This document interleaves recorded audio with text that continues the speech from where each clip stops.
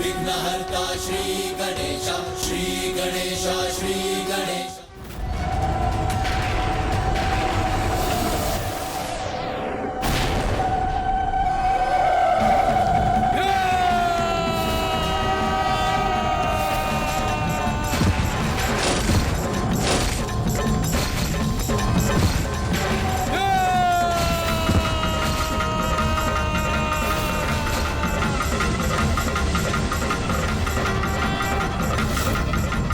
वीरभद्र की ध्वनि ने मेरे तीरों की दिशा बदल दी।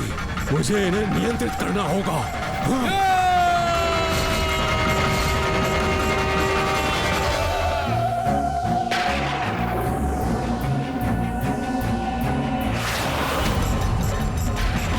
ये क्या हो रहा है? मैं अपने तीरों को नियंत्रित क्यों नहीं कर पा रहा हूं?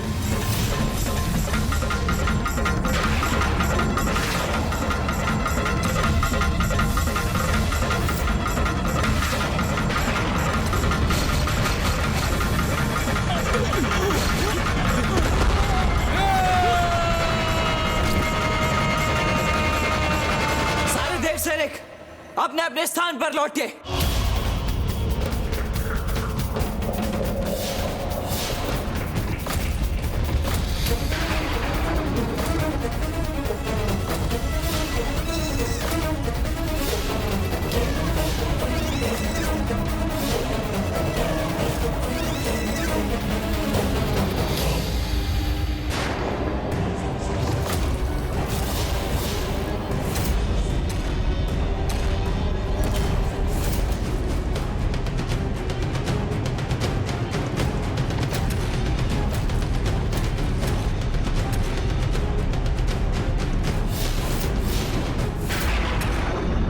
हमारी व्यूह रचना पुनः सुदृढ़ हो गई।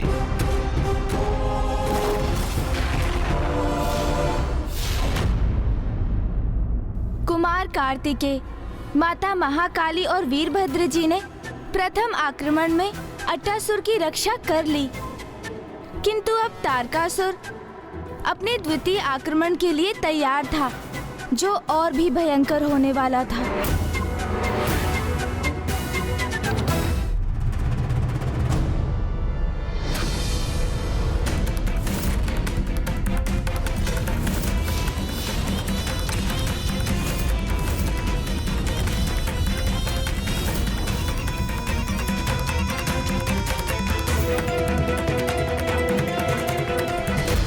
कहो देव सेनापति, आज दिवस के प्रथम पहर के युद्ध में आनंद तो आया ना तुम्हें? हाँ?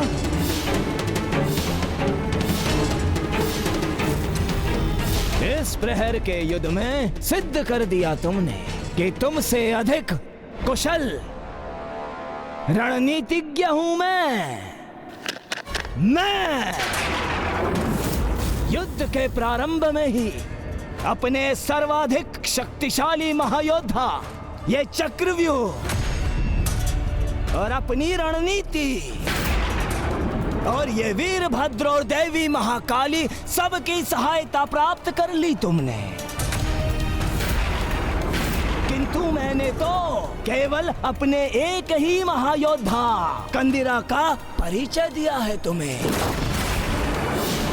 पूर्ण विश्वास है मुझे, आज के दिवस पर मैं अट्टासुर का अंत अवश्य करूंगा और मेरे महायोद्धा मेरे एक आदेश पर तुम्हारी सेना को नष्ट भ्रष्ट कर देंगे।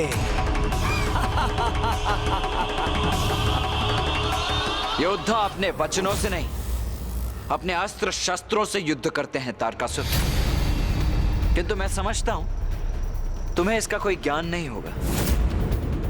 और कौन कितना श्रेष्ठ योद्धा है, ये तो समय ही निर्धारित करेगा।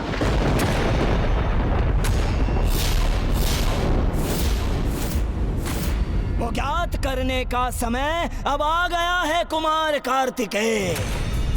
आक्रमण! असुर महाराज तारकासुर की जय! त्रिलोक विजेता तारकासुर की जय! जाओ हंतक, कंदिरा, त्राही मचा दो इस देव सेना में। जाओ।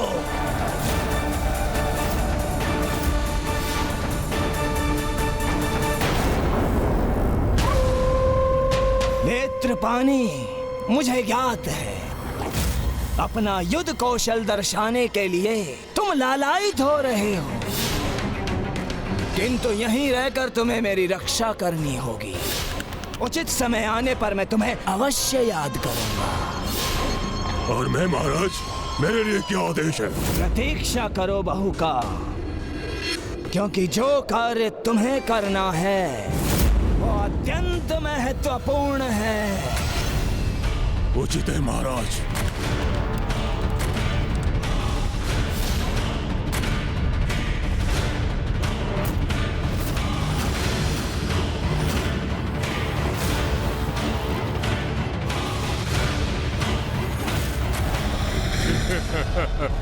बहुत ही नीरस युद्ध होने वाला है ये, क्योंकि इसके आरंभ में ही हमें ज्ञात है कि यहाँ क्या होने जा रहा है।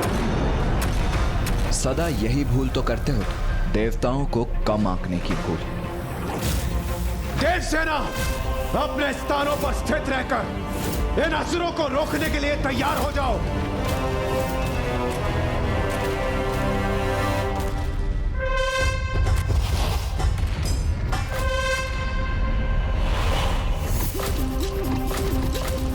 बस यही धातु की ढाल है वो उपाय। इससे तुम हमें रोकने का प्रयत्न करोगे देवराज इंद्र। बाकी युद्ध नहीं, वास्तविक युद्ध करो दुष्टों। और यदि साहस है तो बढ़ो आगे।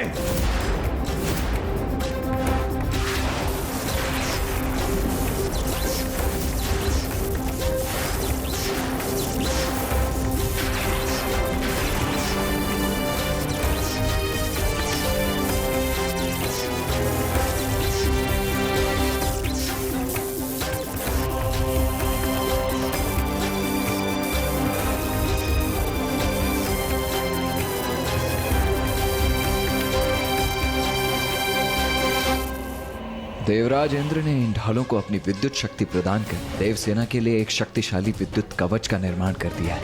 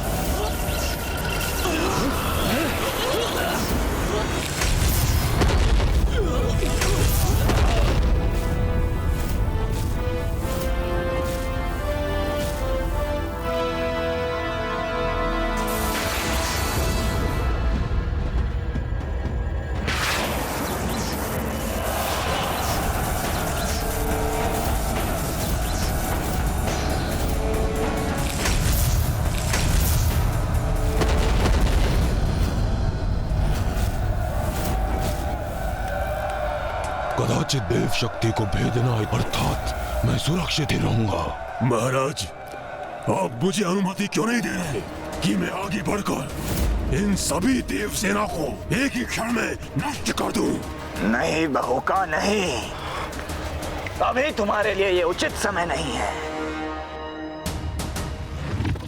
तो वो समय कब आएगा महाराज? जब इनका चक्रव्यूह छिन्न भिन्न होगा और इनकी सेना अस्त व्यस्त होकर छितर बितर हो जाएगी, तब तुम अपनी शक्ति का प्रयोग कर उस कुमार कार्तिकेय को पाताल लोक में खींच लेना और तब वहां पर अंत कर देना उस कुमार कार्तिकेय का। और उस अंतराल में मैं इस अट्टासुर का वध करूंगा। मैं समझ गया महाराज। उत्तम प्रयास था देवराज इंद्र, किंतु मात्र विद्युत ऊर्जा युक्त ढालों से हमें महाराज तारकासुर के योद्धाओं को तुम रोक सकोगे? ये भ्रम मत पालो तुम।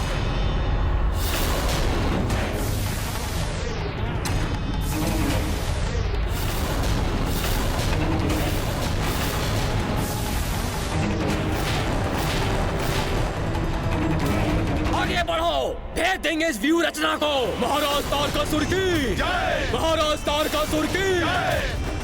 लो, व्यर्थ हो गई ना तुम्हारी ये ढाल देवराज इंद्र। हमारे ये उड़नशील असुर सैनिक तुम्हारी इस ढाल को पार कर तुम्हारे व्यू में प्रवेश कर लेंगे।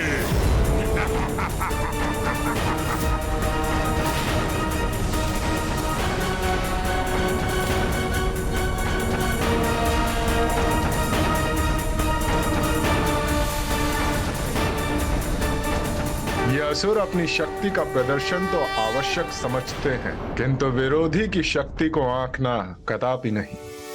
अभी इन्होंने इंद्रदेव की शक्ति देखी। प्रतीत होता है यक्ष वीरों के कौशल से इनका परिचय कराने का उचित समय आ गया है। इंद्रदेव,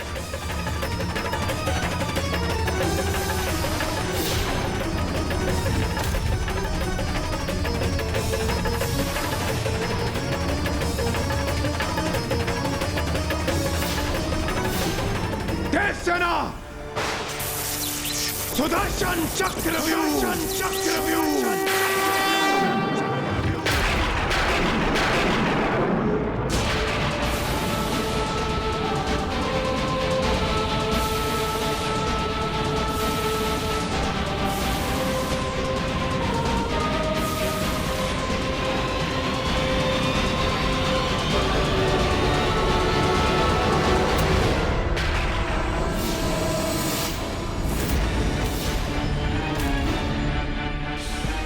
पुत्र कार्तिकेय ने सुदर्शन व्यूह रचना का निर्माण किया है ना स्वामी? अति उत्तम रणनीति है ये पुत्र कार्तिकेय की।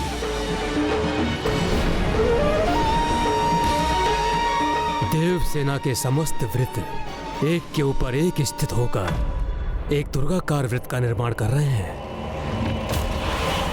अपने शत्रु को भ्रमित कर उसे परास्त करने के लिए प्रत्येक व्रत विपरीत दिशा में गतिमान होकर अपने आक्रमण को प्रबल कर सकता है, जिससे शत्रु उस चक्रव्यूह को भेदने में असमर्थ हो जाता है।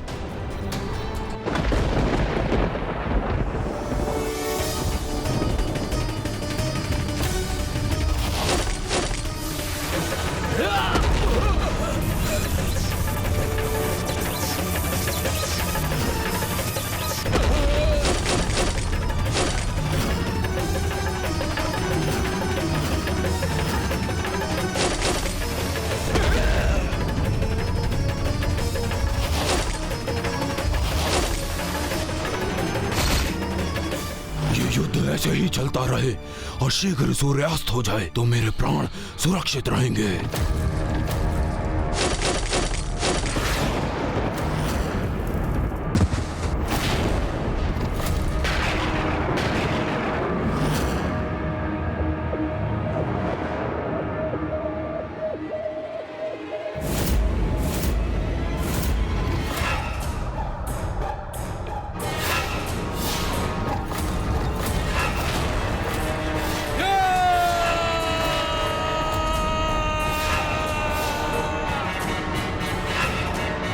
तुम कितने भी कुचक्र रच लो देवताओं, किंतु हम सबको भेद डालेंगे।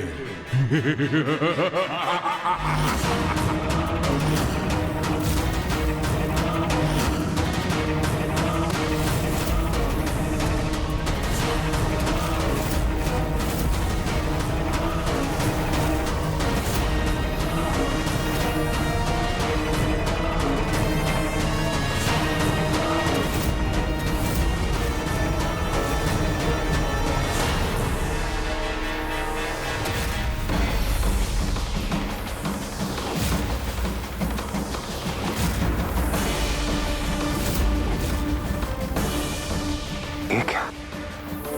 हमारे सैनिकों की ढालों की शक्ति इस असुर के गदा की ओर खींची जा रही है।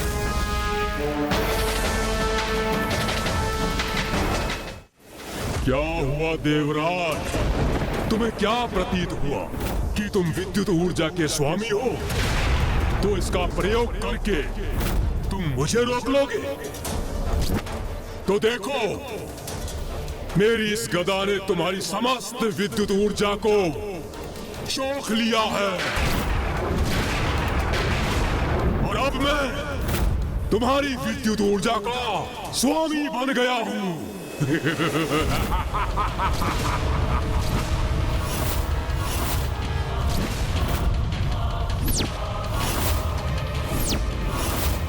सैनिकों, आगे बढ़ो, आगे बढ़ो, आक्रमण करो और इस व्यू संरचना को भेदने का प्रयत्न करो। हाँ, बहुत अच्छे।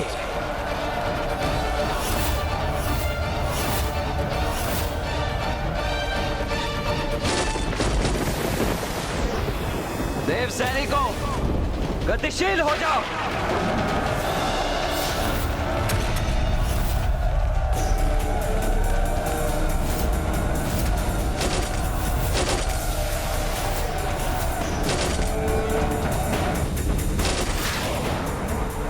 आगे बढ़ेंगे हम, भेद देंगे इस व्यू रचना को। महाराज तारकासुर की जय, महाराज तारकासुर की जय।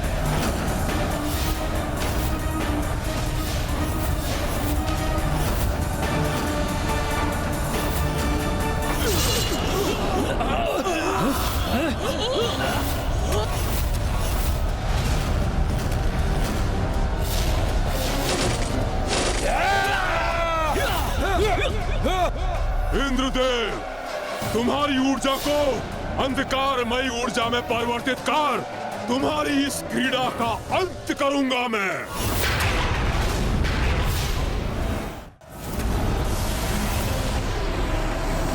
दुष्टासुर, तुम्हारे समस्त प्रयास विफल करूंगा मैं।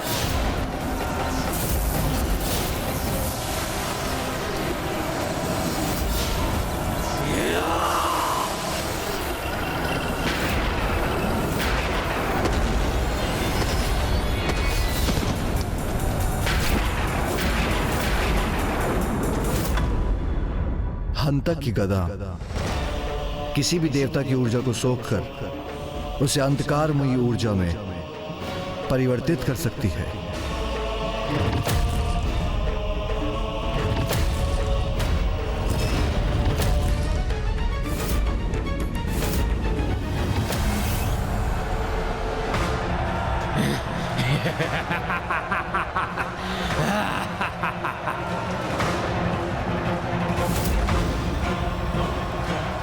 मैंने कहा था ना देवराज, तुम्हारी ऊर्जा से तुम पर घातक प्रहार करूंगा मैं।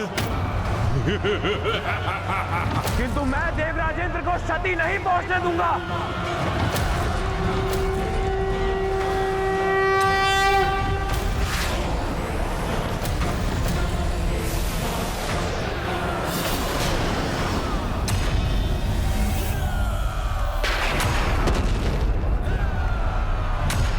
कदाचित तुम ये भूल रहे हो वरुण देव कि मैं भी यहाँ हूं।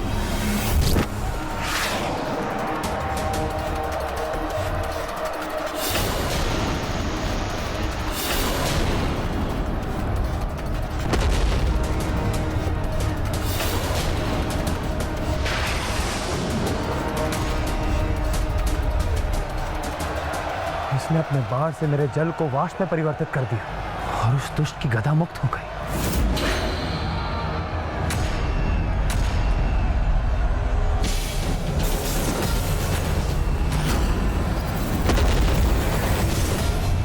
मैं अपनी गदा पुनः अपने हाथों में लेकर इन देवताओं की समस्त ऊर्जा को खींच लूंगा मैं। तुम्हें तुम्हारी गदा से मैं दूर रखूंगा दुष्ट।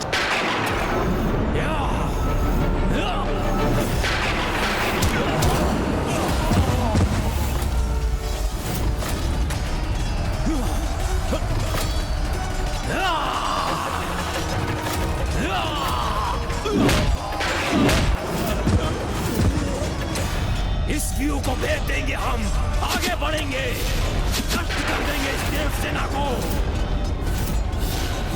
हम स्थिर नहीं रह पा रहे हैं, असुरों ने हमें पीछे हटा दिया है, व्यू के भीतर प्रवेश कर गए हैं ये दुष्ट। इन्हें अट्टासुर तक कदापि नहीं पहुंचने दूंगा।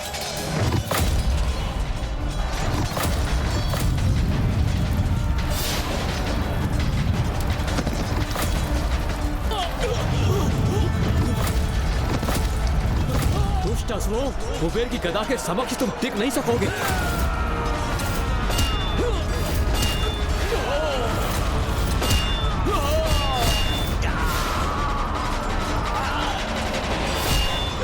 देवसेना के चक्रव्यूह में तुम्हारा कोई स्थान नहीं है असुरों। कोई नहीं रोक सकता हमें, आगे बढ़ेंगे हम।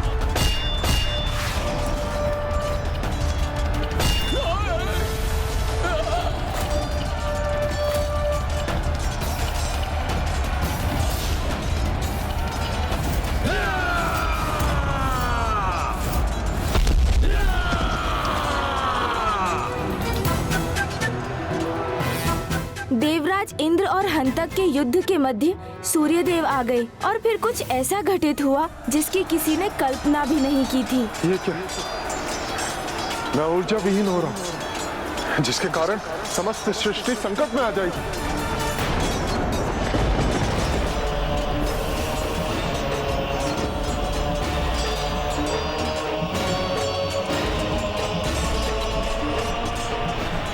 हंतक ने अपनी गदा शक्ति से सूर्यदेव की समस्त शक्तियों को क्षीण कर दिया था और जिसके परिणाम स्वरूप ही समस्त सृष्टि अंधकारमयी हो गई। ये क्या कर दिया आपने सूर्यदेव? आपकी ऊर्जा ही तो समस्त प्राणियों की ऊर्जा का आधार है। अब आपकी ऊर्जा से रिक्त होकर समस्त देवता एवं देव सैनिक भी ऊर्जा रहित हो गए।